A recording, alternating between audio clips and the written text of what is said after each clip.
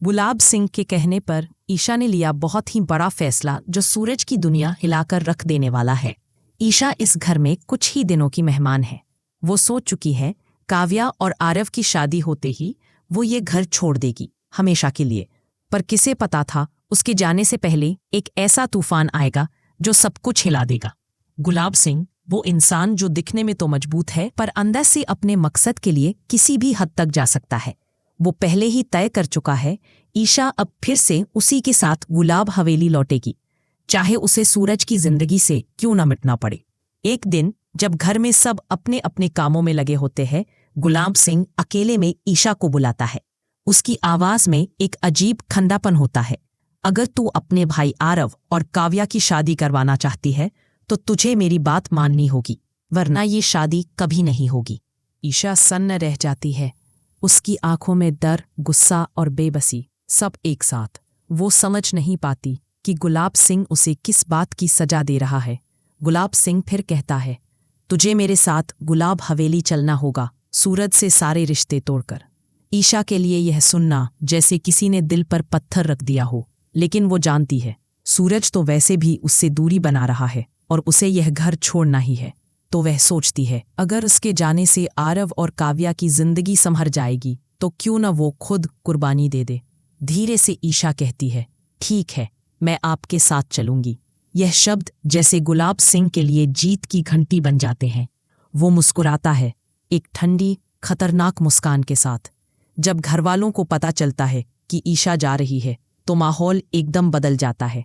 हर चेहरे पर उदासी, हर आंख में नमी, सिर्फ ताई जी को छोड़कर, जो अंदर से खुश होती हैं कि आखिर ईशा जा रही है। लेकिन जब सूरज को ये खबर मिलती है, उसके पैरों तले जमीन खिसक जाती है। वो चुपचाप कमरे से निकल जाता है क्योंकि वो ईशा को जाते हुए नहीं देख सकता। दूसरी ओर ईशा की आंखें सूरज को ढूंढ रही होती हैं आखिरी बार, पर वो कहीं नजर नहीं आता। भारी मन से वो उस घर को छोड़ देती है जहां उसने पहली बार अपने दिल की धड़कन को महसूस किया था। अब ईशा फिर से अपने पिता के साये में है। गुलाब सिंह उसके लिए एक बड़ा रिश्ता लेकर आता है। इस बार तुझे एक अमीर घर में भेजूंगा जहां किसी चीज की कमी नहीं होगी, वो कहता है। पर गुलाब सिंह नहीं जानता कि ईशा को अब सिर्फ एक चीज की कमी महसूस होती है, सूरज की। दिल से पूछ चुकी ईशा अब पिता की जिद के आगे कुछ बोल नहीं पाती और मजबूरी में उस शादी के लिए हाँ कह देती है। लेकिन किस्मत का खेल भी कितना अजीब होता है। जब सूरज को पता चलता है कि ईशा की दूसरी शादी तय हो गई है तो वो खुद को रोक नहीं पाता। वो अकेले में ईशा से मिलने पहुंचता है। उसकी आंखों में वही प्यार, वही बेचैनी, वही सवाल, क्यों? सूरज धीरे से कहता है, ईशा, मैं अब भी तुझसे प्यार करता हूं, तेरे बिना मैं जी नहीं सकता। उस पल के बाद दोनों के बीच सन्नाटा छा जाता है। सिर्फ दिलों की धड़कनें सुनाई देती हैं। अब ईशा के सामने दो रास्ते हैं, एक गुलाब सिंह की जिद का और दूसरा सूरज के सच्चे प्यार का। क्या ईशा फिर से अपने पिता के खिलाफ जाएगी?